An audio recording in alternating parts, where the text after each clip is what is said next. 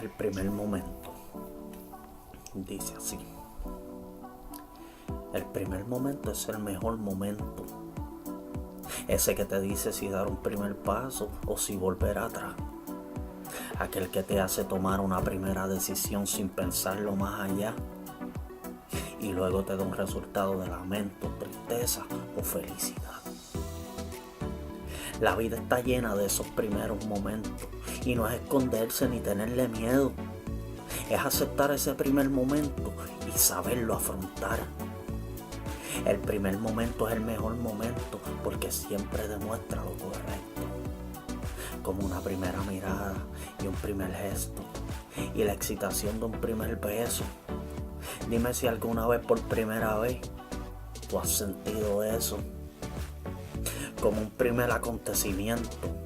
Un primer escrito viene más lleno de pasión y sentimiento. Ese primer momento cuando se juntan dos manos, dos corazones, dos almas o simplemente dos versos. Como cuando una simple mirada viene llena de palabras, como un primer poema completo o un pequeño pensamiento. El primer momento, como cuando dos cuerpos se juntan y revientan mariposas o cosquillas por dentro.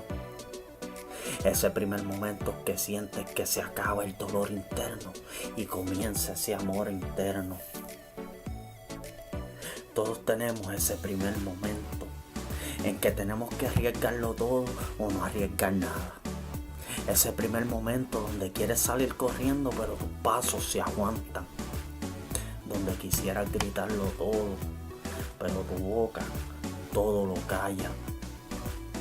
El primer momento donde por fin te has dado cuenta que tienes que enfrentar al mundo solo. Y ahí es que se demuestra si eres valiente o si en realidad no tienes agallas. Sonidos de poesía.